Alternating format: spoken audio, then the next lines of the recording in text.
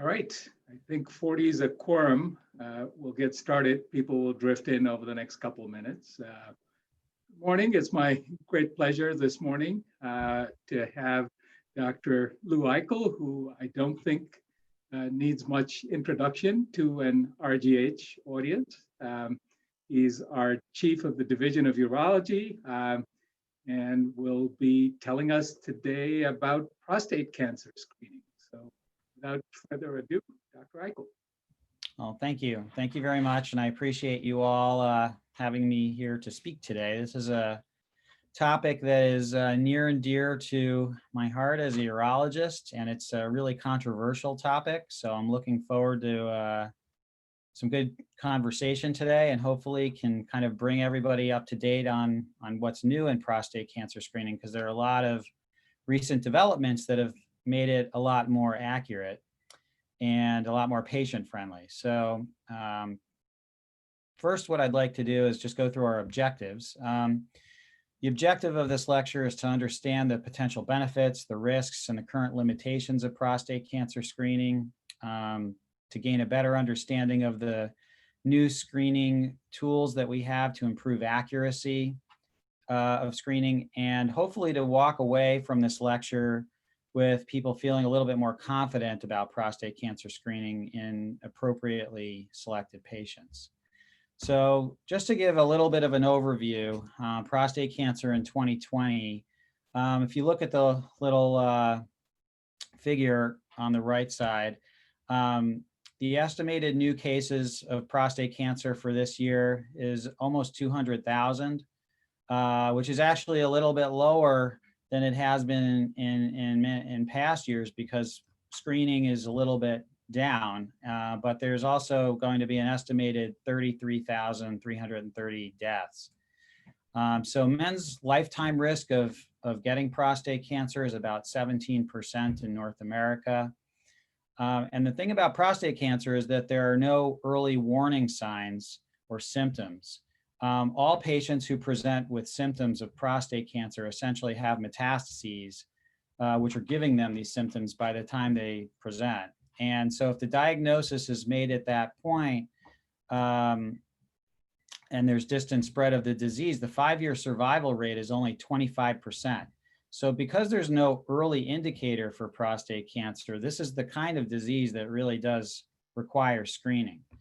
So before prostate cancer screening, this is back in the 80s and what came before that, about 50% of prostate cancers were diagnosed at a stage when they weren't curable. This is a little graph here from the American College of Surgeons. They did a national survey on prostate cancer, and stage C and D cancers are not curable, essentially. So the most common way to diagnose prostate cancer back then was because men couldn't pee anymore because the cancer was obstructing their prostate. So the most common way was with a transurethral resection of the prostate, or a TURP. And the most common operation that urologists did for prostate cancer was a bilateral orchiectomy for hormone therapy. And obviously things have changed quite a bit now, but at that time, this is what happens when you don't screen for prostate cancer. So what is PSA? PSA is a protein that is expressed by the prostate that helps with semen liquefaction. That's what its actual job is. But it can be measured in the blood, usually at a low level. But when people have prostate cancer, the PSA is often elevated. The problem is that there are also numerous other reasons PSA can be elevated. If you have an enlarged prostate, if you have any kind of inflammation or infection of the prostate, any kind of trauma, like a Foley catheter insertion, all of these things can elevate PSA levels, so it can be a very confusing test. The FDA first approved the first commercial PSA assay in '86, and then in 1991, a very famous urologist named Dr. Catalona published a landmark study that looked at two groups of patients that just got a rectal exam for screening versus patients that got a PSA and a rectal exam. And what he found was that there was a 32% improvement in prostate cancer detection using that combination, basically from PSA, adding PSA screening to the rectal exam. So this was a really important study. This was, you know, it was published in JAMA, and it really changed the face of prostate cancer screening completely, you know, completely. I want to talk a little bit about when we order a prostate specific antigen, what type of test to order. So if it's just a screening test, you order a screening PSA. That's how insurance knows that you're using this for screening, versus a diagnostic PSA, which is essentially the same test, but it's being used for diagnostic purposes. This is a patient who has either a history of elevated PSA or they have prostate cancer, and you're following PSA as a biomarker. And the way that insurance will cover these things varies depending on what people's coverage are. There's also a way to fractionate PSA to protein-bound PSA and what's called free PSA, which is bioavailable PSA. And if you look at the ratio of free to total PSA, it can be a way of differentiating patients who have and this is that measurement should only be used for patients who have a PSA between 4 and 10 rather, between 4 and 10. So this is for patients with an elevated PSA who you may want to risk stratify further. And patients with a percent free PSA that's above 20% typically are more in the realm of BPH elevation of their PSA versus patients with a low percent free PSA. Let's say it's down in below 20%, but particularly below 10% is more consistent with cancer. But these are reasons why you might want to order these different PSAs. So what happened when we started PSA screening? We started PSA screening kind of in the late 80s, early 90s. And what we found was that the death rate from, the number of cases diagnosed went way up, but the death rate from prostate cancer went way down, from about 35% pre-screening down to about 90 or 19%. And if you look at just the stage of presentation at the time of diagnosis, what we've found is that the percentage of non-curable patients has gone from about 50% before screening down to about 20%. So there's been about a 30% reduction in non-curable patients since we've started screening for PSA. So there's no doubt that PSA screening has some value, but the question is, what is the cost? What is the cost to the patient in terms of their quality of life moving forward, and what is the cost to the system? And part of the reason for this question is that prostate cancer has a variable natural history. It's a spectrum type of cancer that can range from posing a very low risk for patients all the way to very high risk.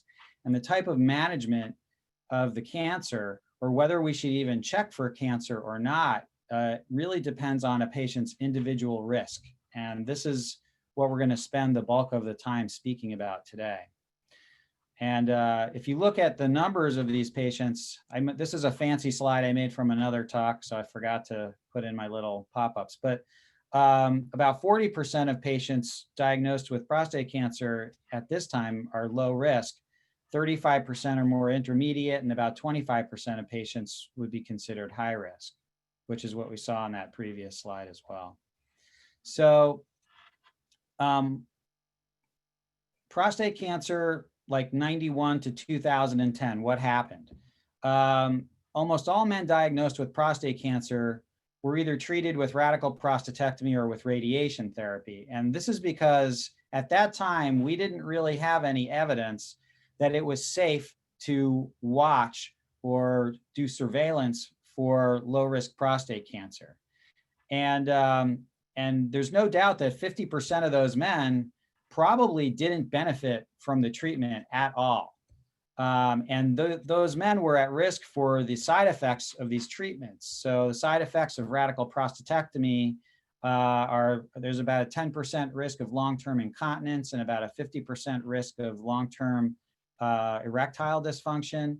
And there are risks of surgery itself. And then even for radiation therapy, which is thought to be much less invasive, which is true, people still are at risk for radiation cystitis and radiation proctitis, which can cause serious long-term side effects in some patients. And so, there was a large proportion of men that were being treated that were truly not benefiting it from it whatsoever. So when we look at this as a profession, you have to go back to medical school and sort of think back. And this is just a picture of William Osler, who is he was basically one of the founding professors at Johns Hopkins Medical School. But he said that diseases that harm require treatments that harm less. And back in those days, I can't, honestly say that for a large number of patients, we were actually following this advice. And then on the other hand, you've got William Halsted, who is a contemporary of Osler, also at Johns Hopkins. And he popularized basically the concept of wide surgical margins and getting all the cancer out and sort of curing the cancer. But again, the issue here is that you have to balance these two goals. I mean, just curing cancer is not enough if you're over-treating and giving a lot of patients unnecessary treatment, which causes side effects. But on the other hand, you don't want to miss the cases that are potentially dangerous either. So how do you deal with PSA screening or prostate cancer screening with this in mind? So like good clinicians do, we look to the data. And so there have been two big randomized controlled trials on prostate cancer screening in the world. One of them was the PLCO trial, which was done in the United States, prostate, lung, colorectal, and ovarian cancer trial. And the other one is the ERSPC trial, which is the European randomized study on screening for prostate cancer.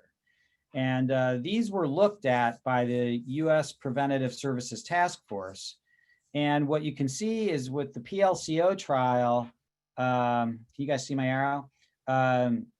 There really wasn't a big difference between the screening group and the control group, which were supposed to be not men who were not screened with PSA. This was a big randomized trial of whether PSA screening works.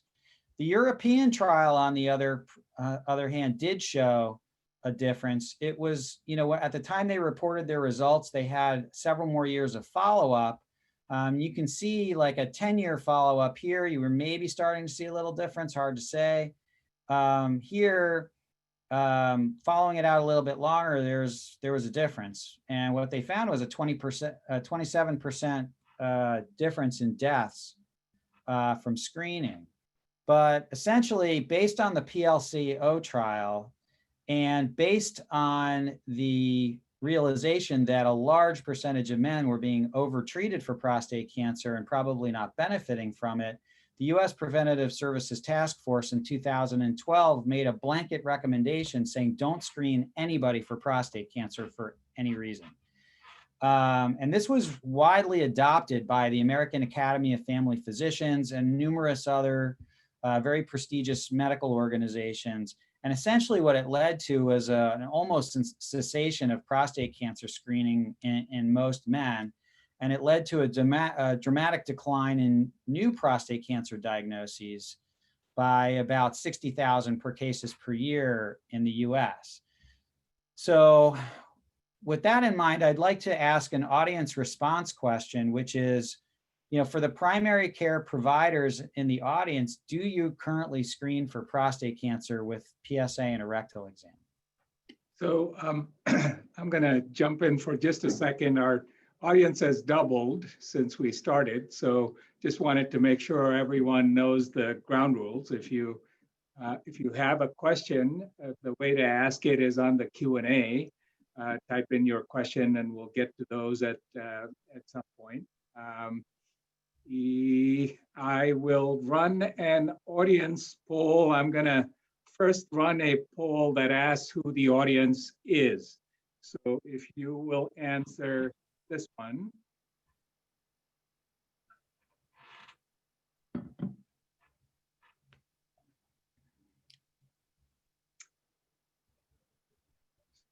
So Dr. Eichel, we have about 16 primary care providers in the audience. So it's not a huge part of our audience, but we can run the poll and see how many of them are screening.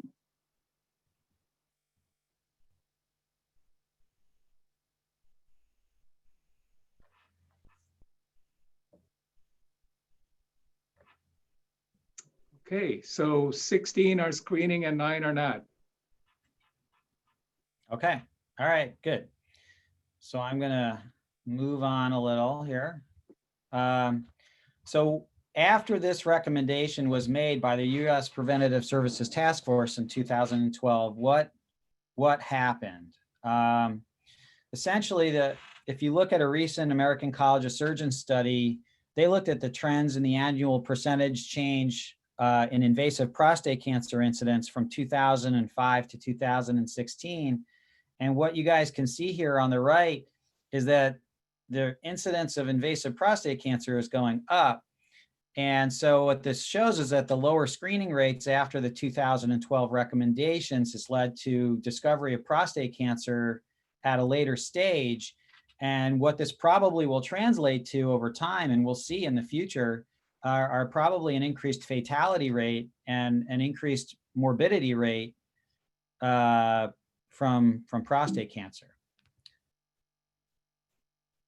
All right, so showing this another way, there was a big study done in the Kaiser Permanente group, which is a giant healthcare consortium, which has very good internal data keeping. They looked at almost 500,000 patients who were eligible for screening for prostate cancer.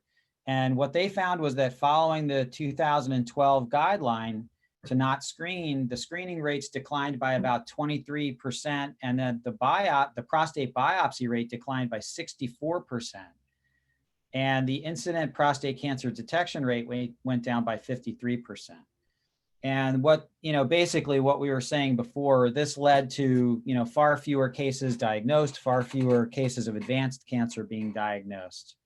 So this is a little bit scary because, amongst these patients who are not being diagnosed are high-risk patients who are going to die.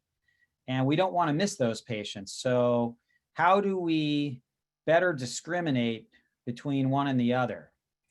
Well, one of the important things to realize is that this U.S. Preventative Task Force guideline in 2012, it was based largely on the PLCO trial. And there's been a lot of criticism of the PLCO trial when maybe not for the whole study looking at other types of cancer, but for prostate cancer specifically, the problem with the PLCO trial is that the control group, which was supposed to be a no PSA screening group, was extremely contaminated, such that up to 90% of the patients in the control group had been screened with PSA in the previous 10 years. So essentially the PLCO trial compared screening to screening.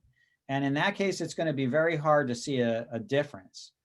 And so based on that recommendation, there was a big uproar amongst cancer experts because of this. Now, on the other hand, if you look at the European randomized study on screening for prostate cancer, the other large randomized controlled trial, this was a multi-center trial in Europe that looked at over 150,000 men that were randomized in a much less contaminated way to screening versus no screening. And what they found was a 27% reduction in the relative risk of prostate cancer specific mortality, and a 35% reduction in the relative risk of need for palliative treatment for metastatic prostate cancer. And so one of the things about prostate cancer is death from prostate cancer may not really be the only valid outcome measure, because having and being treated for metastatic prostate cancer is pretty miserable. And so decreased morbidity is also an important factor. Interestingly, a group of researchers, I think they're at Cornell, recently looked at updated ERSPC data, longer term follow-up, 16-year follow-up, and essentially used statistical modeling, and they used like the most conservative model they could think of in terms of projecting out to 25 years and what the ERSPC is likely to show, looking at those curves, those survival curves and those morbidity curves. And what they found was that at the 25-year mark, only 385 men would have to be screened to diagnose 11 new cases of prostate cancer and prevent 1 death. And so what this really shows, and what has been shown even before this, even with the 16-year follow-up data, is that over time, PSA screening seems to be more valuable. The longer you follow men, the more valuable it seems to be in terms of preventing death and morbidity. So, clearly there's some benefit to prostate cancer screening. But, and the reality of screening is that, again, the 2012 guidelines by the U.S. Preventative Task Force, it was kind of a flawed thing to do, to say don't screen at all. But although we know that PSA screening saves lives, it does come at a cost of overdiagnosis. And so I want to dig a little bit deeper into what that means. I mean, the harm of a prostate cancer, the harm of a prostate biopsy itself, which is how we check to see if patients actually have prostate cancer, there's about a 0.7% risk of getting a bad prostatitis that will land you in the hospital and require IV antibiotics. Of those patients, a very, very small percentage actually die from that condition. So, and otherwise there are things like urinary retention or bleeding, but these are very rare events. So in general, prostate cancer, prostate biopsy is pretty safe. But the thing that's not safe is that doing lots of biopsies leads to the overdiagnosis of prostate cancer. And if you overdiagnose prostate cancer, you have the potential for overtreatment. Now, we don't overtreat patients as much as we used to, and I'll talk about that a little bit more, moving forward. But how can we mitigate these risks? Well, number one is we know that prostate cancer is a very slow-growing disease that does not catch up with people very quickly. So most patients who are being treated for prostate cancer are being treated now so that they don't have complications in 10 years or more later. I mean, that's essentially why we're treating people. Even people with like intermediate to high risk disease probably have about a 10-year span where they might not have symptoms yet. So for men with a less than 10-year life expectancy, those men should not be screened. Beyond that, there are some other things that we would like to do and that we are developing methods for doing. But and those are only screening patients at high risk of developing clinically relevant prostate cancers. Not all prostate cancers, only the clinically relevant ones. How do we find out which ones, though, who has that type of cancer and focus on those men? Develop prostate cancer markers and imaging studies that are more cancer specific. In other words, how can we stop biopsying men with prostatitis or large prostates? How do we know that this elevated PSA or other tests that warrant a biopsy is really because there's a high risk of cancer versus some other cause? Develop screening methods that only detect life-threatening prostate cancers. And finally, increase the use, if we do diagnose someone with a clinically irrelevant prostate cancer or a low-risk prostate cancer, to use active monitoring, meaning not to treat them aggressively, but to follow them closely. So let me talk a little bit about that last point next, just to kind of get it out of the way and just to update people on the fact that the use of active monitoring for low-risk prostate cancer is going up. But essentially for men who have a low-risk cancer, this is a Gleason score of 6 or lower cancer, who do not have a palpable nodule on rectal exam and who do not have a large number of cores. Usually when we do a prostate biopsy, we'll take 12 cores. So no more than 2 out of the 12 cores, positive for cancer, no more than 50% of a core having cancer, and a PSA density, which is the PSA divided by the size of the prostate in cubic centimeters of less than 0.15. These patients are at low risk for dying or having morbidity from prostate cancer. And these patients can be managed with a PSA and a rectal exam every 6 months, and then maybe a repeat biopsy every 1 to 2 years. And that's essentially what an active monitoring protocol consists of. And there's a lot of evidence showing that these types of active monitoring protocols are safe. One of the largest studies on active monitoring is out of Hopkins.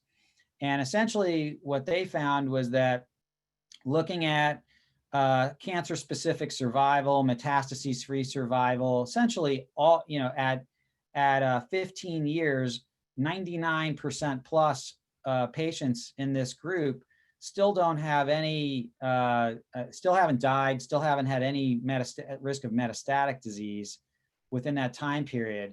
But what they also found is that within a 15-year period of follow-up, about a third of men will progress from having low-risk cancer to more clinically relevant cancer and go on to require treatment. So when you counsel patients about this, it's important for them to understand that not everybody who enters an active monitoring trial will stay on it. About a third of those patients will end up progressing to more aggressive cancer and need treatment.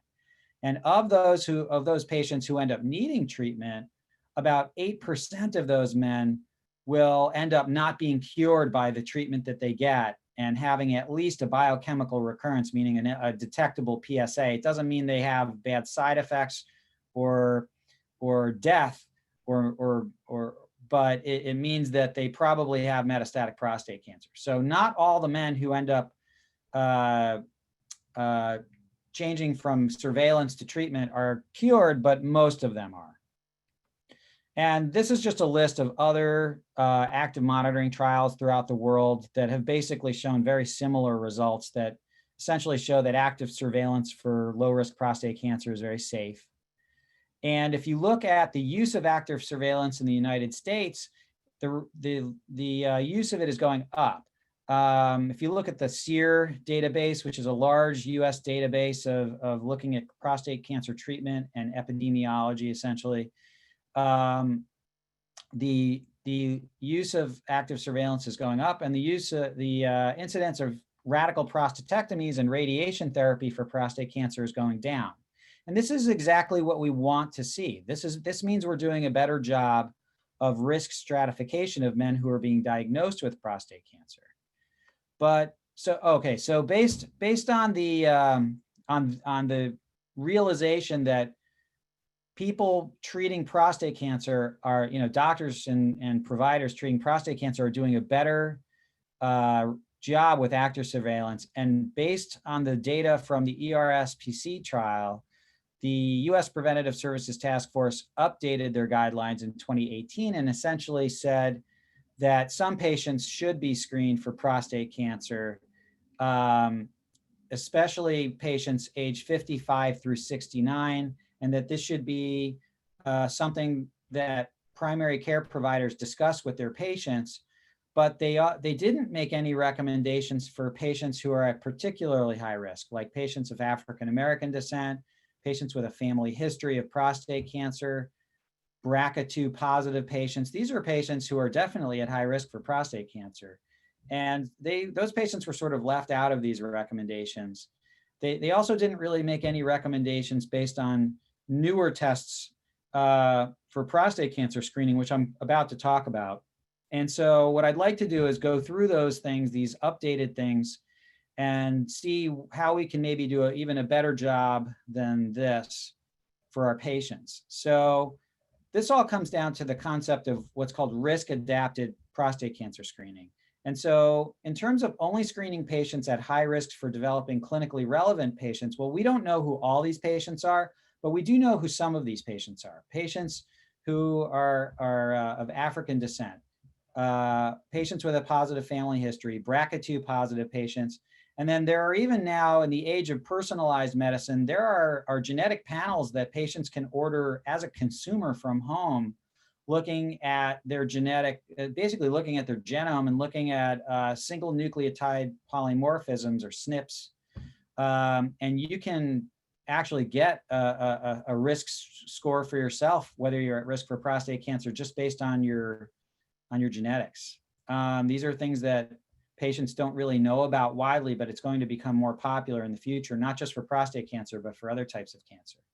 There are other chemical tests for prostate cancer, PCA3 test, prostate health index, 4K score testing. This, I'm gonna go through all of these, and also imaging tests like prostate MRI, and even things like simple PSA thresholds, which I'll talk a little bit more about, can help risk stratify patients.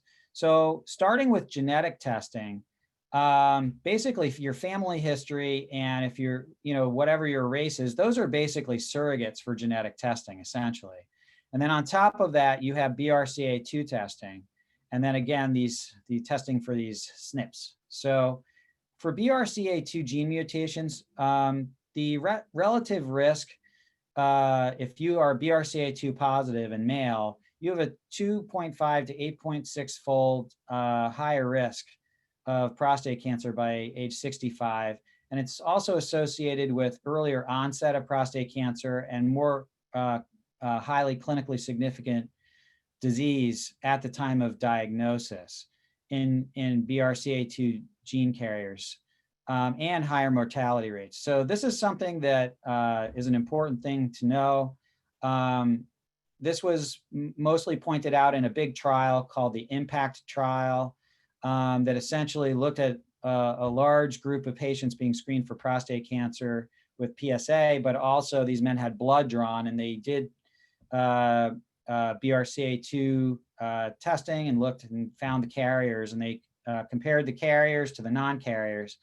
And essentially what they found was what I just said. They were diagnosed at an earlier age. They were more likely to have clinically significant disease. And because of that, anybody who's BRCA2 positive should be screened carefully for prostate cancer.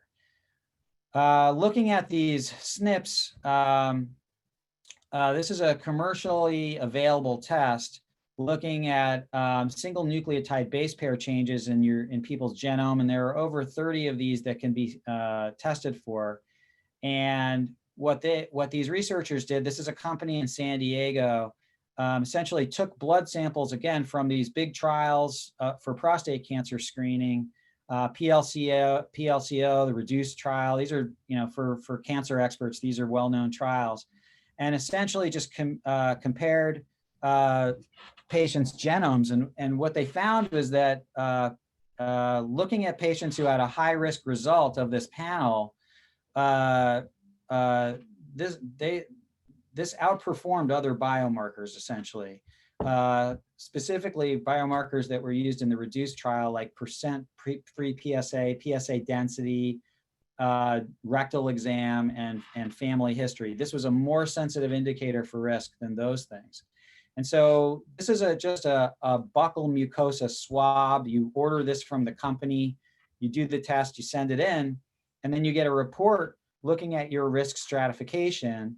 And patients who are falling into this zone up here are at higher risk and probably should be tested. So this is something that I think is going to become more popular in the future. Looking at another gene-based test, this is called, in a way, they call it a liquid biopsy. This is a test of two genes that have been associated with high-risk prostate cancer, DLX1 and HOX6. And essentially, the patient comes into the office, the provider does a prostate massage where you basically squash the prostate and express prostate secretions into the prostatic fossa, and then they urinate, and the urine is collected, and you look for the RNA in the urine sample. And patients who have higher levels of these mutations are essentially at higher risk for prostate cancer. And as you can see, The red line is the Select MDX test, and this outperformed basically a very commonly used risk calculator where you plug in PSA and rectal exam findings and other things like family history. This seems to be another good way of deciding who should be biopsied if there's any question of that, and who shouldn't. So if you have an elevated PSA, you're not sure if you want to be screened or not, this is another test you could do to knock yourself off the fence one way or the other to have a biopsy or not.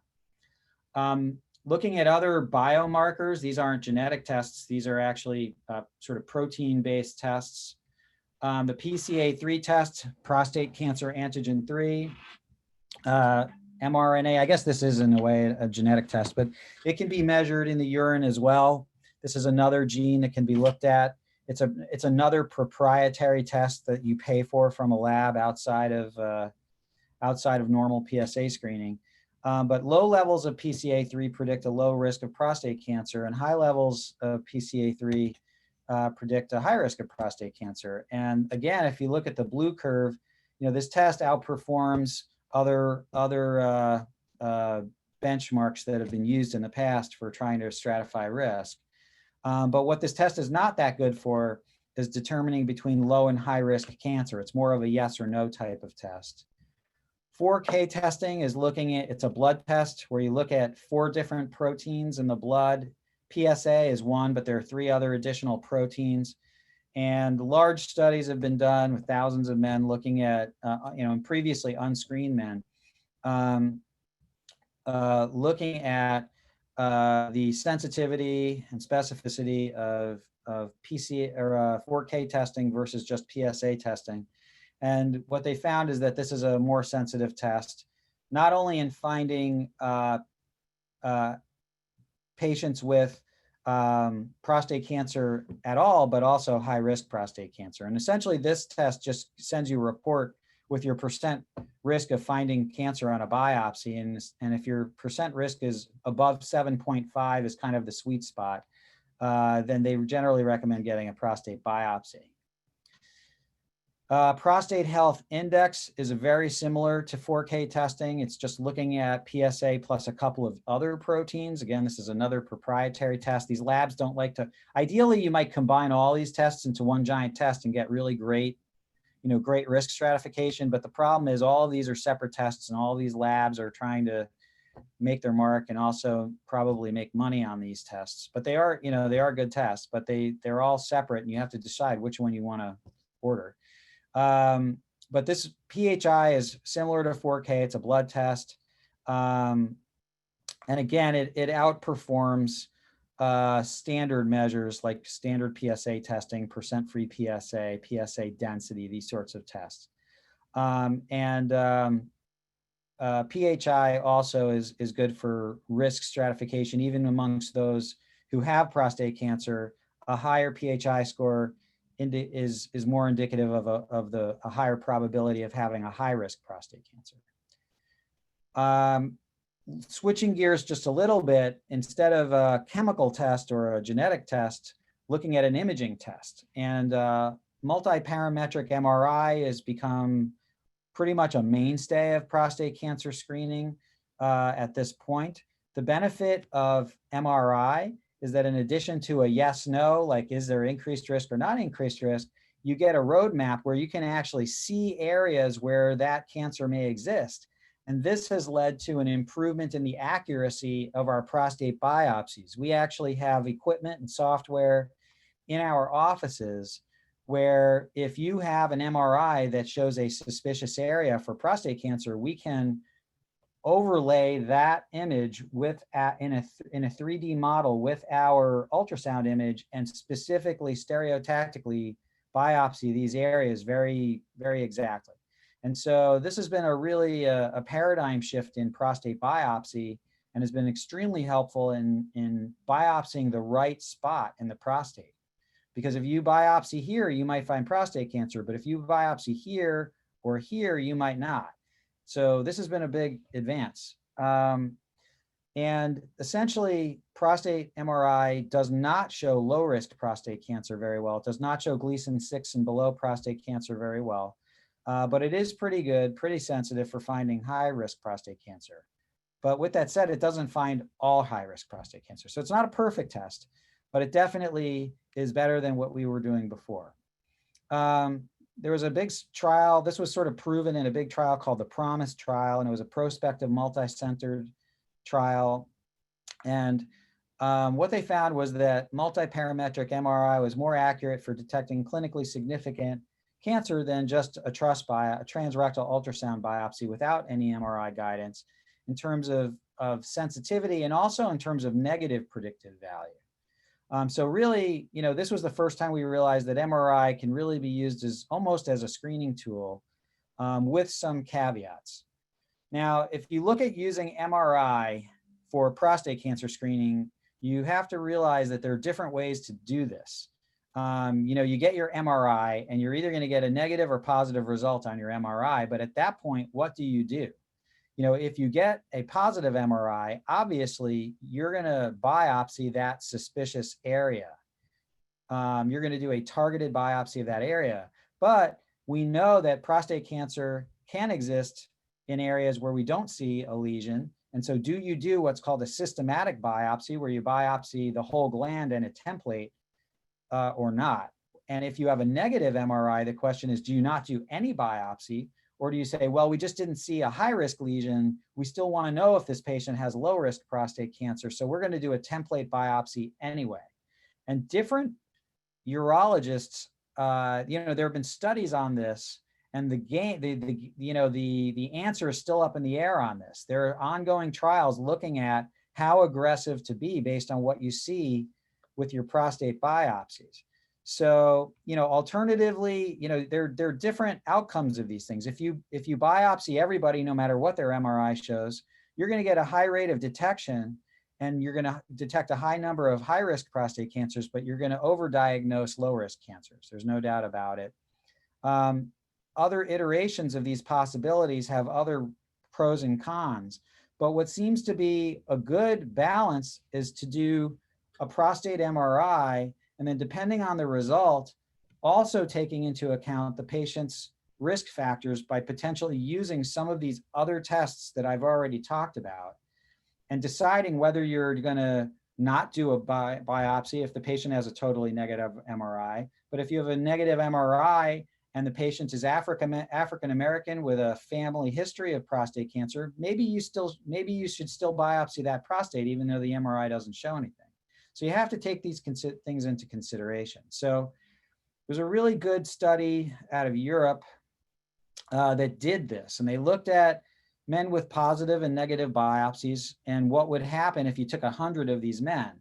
And what we see here is if you have 100 men with a negative MRI and then you give them a systematic biopsy, what you're going to find is that 75% of those men are unhappy because they just had a biopsy when they probably didn't need one. And another 18% of those men are going to be unhappy because they have prostate cancer, but it's a clinically meaningless prostate cancer, or it's a prostate cancer that can just be observed and probably didn't need the biopsy at that time. And then you're going to find 8 men who have clinically significant prostate cancer. Going on the other end of the extreme, if you have men with a negative MRI and you don't do a biopsy, you're going to miss those 8% of men. You're going to have 8 men that die from prostate cancer because it wasn't caught. So what this means is that 25% of men with a negative MRI have prostate cancer. So it's not a perfect test, and almost 10% of them have clinically significant cancer. So how do we decide what to do with this MRI data? And this slide is kind of more iterations. This is what happens if you have a positive biopsy, what to do. And I don't want to waste a lot of time going through it, but what you can see is there are different iterations of happy and unhappy patients based on these scenarios. But what seems to make the most sense and what the European Urology Association recommends is a risk stratified pathway where you take into account this information, but you also take into account these other factors And you have to decide with each individual patient what to do, whether to do a biopsy and potentially risk overdiagnosis, or not do a biopsy and potentially risk missing a clinically meaningful prostate cancer. Another really simple, super simple, and often overlooked thing we can look at is just, and this is just based on simple PSA, this is just based on diagnostic screening PSA, is looking at what a patient's PSA is earlier in life and what happens with PSA over time. We all know that PSA rises over time, but if a patient has a PSA that is less than 1 at an age between 44 and 50, that's associated with a 3.7 times risk of clinically detectable prostate cancer, and a 7 to 22% risk of advanced prostate cancer. So if your PSA is above 1 at a young age, that in and of itself is a big red flag. Now, on the other hand, if your PSA is less than 1 at that early age, that means that patient is probably in the safety zone and probably does not need to be screened at all for prostate cancer moving forward, or if they are, maybe not very often. So, this was seen in a big study by Vickers. This was in British Medical Journal, looking at a large number of men who were between 33 and 50. And essentially what they saw is if your PSA was less than 1.1, the probability of metastases or death from prostate cancer over the next 25 years is extremely low. And at age 60, if your PSA was above 2, there's a less than 10%, I'm sorry, it should be below 2. Sorry about that. If your PSA is below 2, there should be a less than 10% lifetime risk of metastatic prostate cancer. So, the idea here might be to order a PSA at age 45. And if it's less than 1.1, then maybe repeat it every 5 to 10 years, and maybe repeat it at age 60 and look at that. And if it's less than 2, potentially stop screening altogether. So, sort of summing all of this information up, I mean, how can we do a better job screening for prostate cancer? Well, first of all, again, don't screen men with a life expectancy less than 10 years. You can sort of remove a large segment of the potential screening population right there. And then for patients at high risk, this is the other end of the spectrum, for patients who do have a long life expectancy and who have a positive family history for prostate cancer, African-American descent, or for whatever reason they were BRCA2 tested and they're positive, those patients should probably be screened regularly, like once a year, starting at age 40, because they are really at high risk. For normal risk patients, maybe check a baseline PSA at age 45 to 50. And if their PSA is less than 1, maybe screen those patients every 5 years. And for patients with a PSA that's higher than 1, maybe screen those patients every 1 to 2 years. And then for men at age 60, if your PSA is less than 2, maybe stop screening those men at that point. And if you screen someone for prostate cancer and their threshold is too high, let's say you have a 50-year-old and their PSA is 3, that's a high PSA for a 50-year-old. If you have a 70-year-old, but with a good life expectancy with a PSA of 4, one of these 70-year-olds that's, still running marathons, so to speak, maybe you want to further risk stratify them using one of these chemical or genetic tests that we discussed, or do an MRI, or both. And then, do what's a real shared decision-making with the patient. And so using these tools, I think we can do a much better job than we used to do. And keeping in mind also that even if you are a patient with low risk prostate cancer that was quote unquote overdiagnosed with that prostate cancer, we don't as aggressively treat those patients as we used to. We do a much better job with active monitoring and keeping that in mind, that, it's safer to be a patient with prostate cancer nowadays than it used to be. And that knowledge is power. So knowing what your risk is and knowing if you have prostate cancer gives you the ability to make wiser healthcare decisions. So, and the important thing to realize is that if you look at the current NCCN guidelines on prostate cancer, they are actually already incorporating these things. They're looking at family history, they're looking at genetic testing, they're looking at PSA thresholds. And if we're really following these guidelines, they're essentially doing what that previous slide said to do, looking at biomarkers, MRI, things like that. And so I think if you want to follow some current guidelines that I think do really make sense, I think the NCCN guidelines are good. So in conclusion, evidence from randomized trials that are properly done really does show that prostate cancer screening reduces mortality and prevents metastatic disease. The benefits of the screening can take over 15 years to see. And, these are hard trials to perform to follow patients for that long. But because of the natural history, that's just what's necessary. Treatment-related complications due to overdetection and overtreatment are still a risk, but it's getting better. And that the bottom line is that there's still some work to be done with prostate cancer screening in 2020.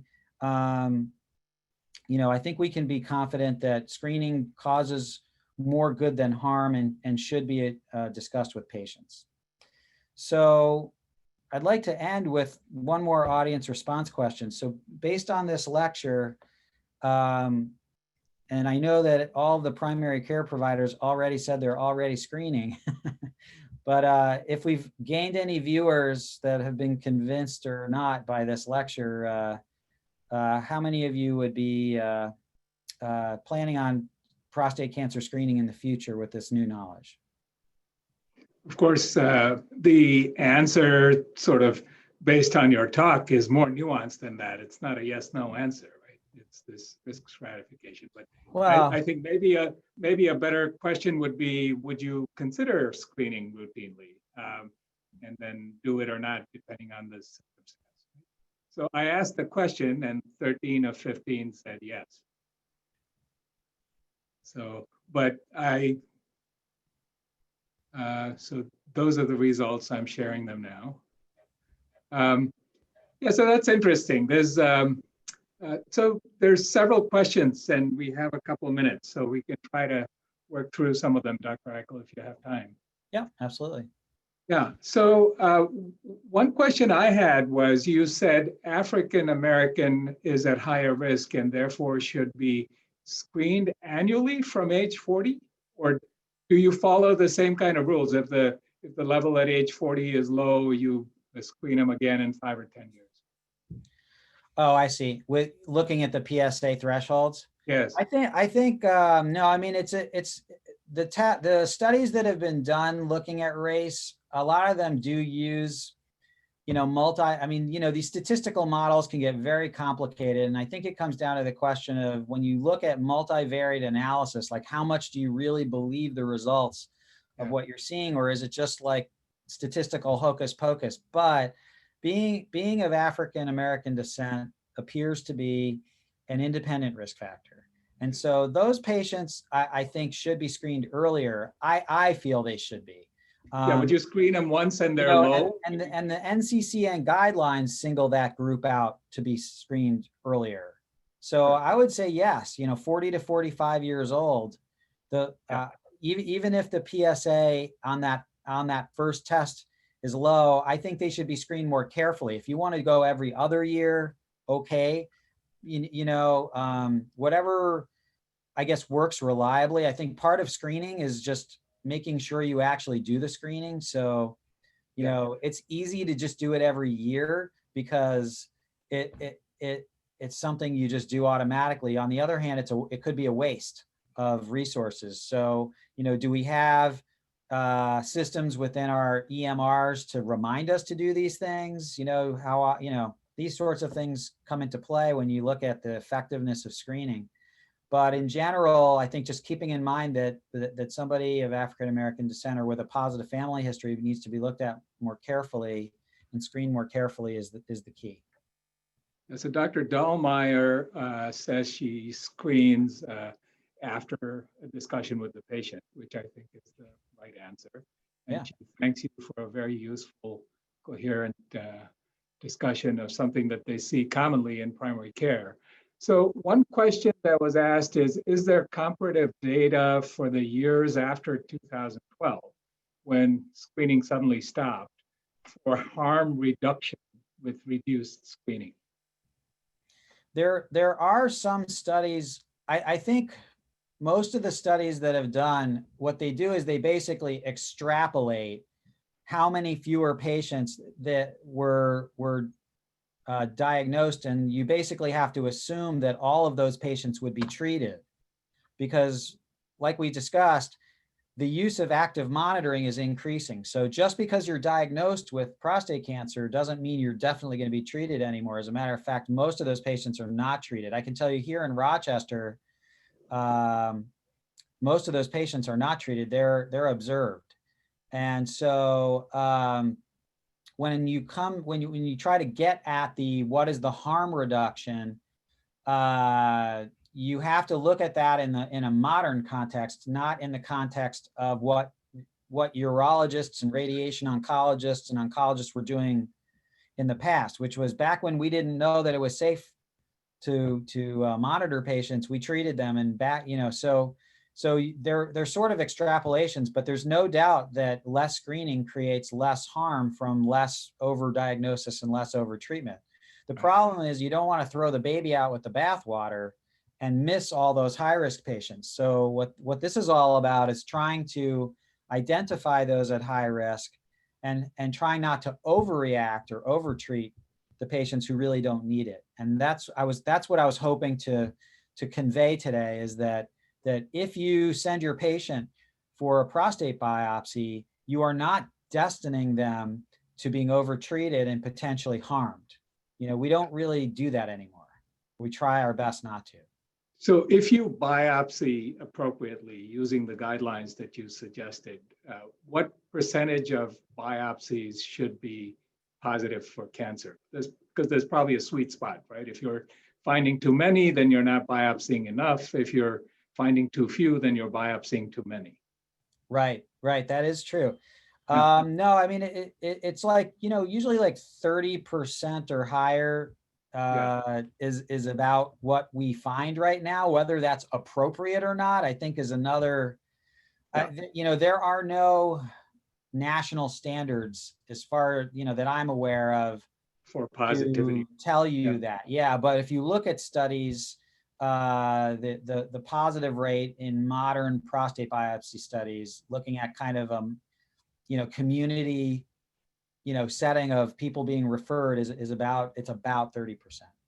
And so D. Jackson asked, what percentage of the biopsies are low risk and get followed? Right. If you look, it's not just, I would look at very low risk and low risk, because you can, sometimes it's like one core with 1 millimeter of Gleason 6. Sometimes it could be one core with a Gleason 7, but it's in 1 millimeter in one little area, and the patient may be like a little on the older side. And I would also consider that patient kind of at, maybe not very low risk, but low risk. But if you put all that together, it's probably still about half the patients, and that's why, the increased, and that's even using MRI, which we routinely use now. I mean, basically almost every patient getting a biopsy has an MRI first. But insurance only began paying for us to recommend an MRI first about a year ago. So a lot of this data hasn't really come to fruition yet. And a lot of this data, or a lot of these results, are to some degree insurance company mediated versus physician mediated or provider mediated, because a lot of patients can't afford, if you say, we want to do this test on you, it's going to cost $500, and the insurance doesn't cover it, if your 4K score or your PCA3 or your select MDX test is not covered, the patient has to flip that bill, and a lot of patients don't have the money for that. Even in MRI, again, like I said, up until a year ago, it was begging and pleading and prior authing, and it was extremely difficult to do this stuff to get these tests ordered for patients and to get them covered. That was one of the questions. How do you get an MRI paid for? And I think typically when you get to the MRI, it probably means urology consult, and you guys will help with that, right? Right. And even once you get the urology consult, it means 20 prior auths a day that either a mid-level or a urologist is fighting with a medical director for. Yeah, it's a problem. So a slightly different question. Dr. Cole asks, given all that's been written about the limitations of the digital rectal exam, even with experienced hands, what's your recommendation about primary care using DRE as part of their screening? That's a great question. And I probably should have covered that, and I didn't, and I really appreciate you asking that. In my opinion, and this was the training that I got in medical school, was that there's two reasons not to do a medical or a rectal exam. And one is if the patient has no rectum, and the other is if you have no finger. Because it's a free information, and although patients don't like it, it's not a high risk, it's not a risky test.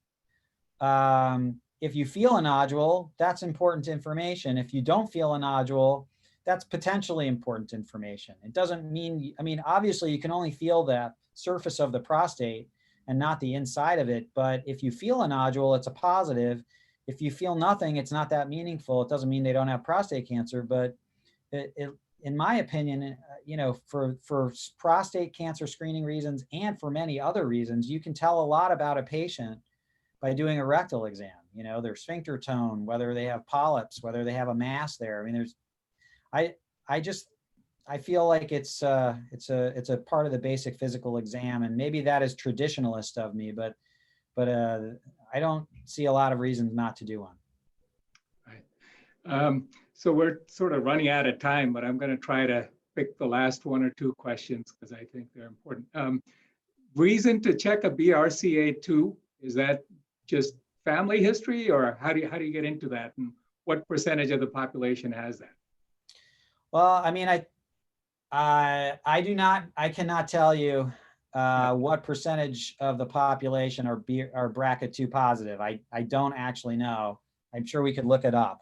Yeah, but it only comes up with a family history, or when do you screen someone? Well, that's just it, right? If you have a patient with a strong family history of prostate cancer, I think BRCA2 testing would make sense, and it can be done pretty easily. There are also multiple other cancers, including male breast cancer, that are also associated with BRCA2. So if somebody knows that they're BRCA2 because their parent was tested, or if somebody just has a strong family history and wants to look at BRCA2, I think that makes sense. Now, again, it would be nice if you could get a BRCA2 test and that other test that looks at the single nucleotide, the SNPs, the single nucleotide base pairs, and get all this in, just get like a genetic test versus, this test and then this test and then this test. So, it's hard. It would be hard to have to choose which test is the best genetic test, the most accurate genetic test for prostate cancer risk. I don't think we know that right now. That hasn't been looked at. There have been no controlled trials looking at that. So it's another good question, and I think you can use that question not just for prostate, but for multiple other cancers that we screen for as well. So Kim Provenzano actually answered that question. She says 1 in 250 to 1 in 400, the general population are BRCA carrier positive. Okay, thank you. There's your answer. So I think with that, there are a couple of other things, but we're a little over time. I'm going to call it done. Thank you very much. This was excellent. I think it's a topic that's really relevant to a lot of people in the audience. And that was a great presentation. Thank you very much. My pleasure.